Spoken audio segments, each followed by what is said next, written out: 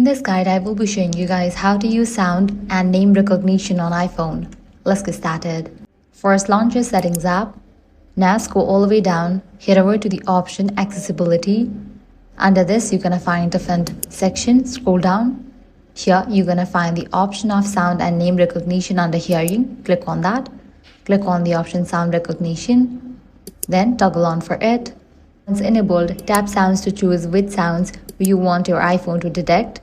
You can select from a variety of options including door knocks, alarms, household alerts, pets, and more. For this guide, I'm gonna choose door knock and enable recognition for it.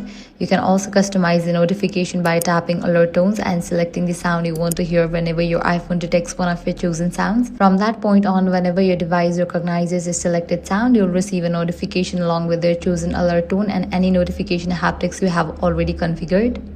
Now head back. Now let's set up name recognition, a feature that allows your iPhone to notify you when someone says your name aloud.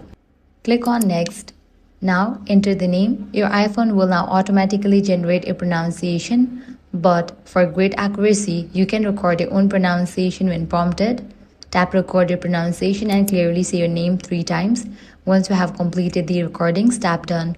If you'd like to add another name or nickname, tap Add Name and repeat the process. While name recognition is active, you'll notice an orange indicator at the top of the screen showing that the microphone is being used for this feature.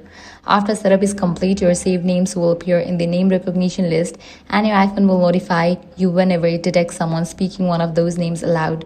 So that's it. This way you can easily set up name and sound recognition on your iPhone. If this guide helped you out, do not forget to like, share, and subscribe.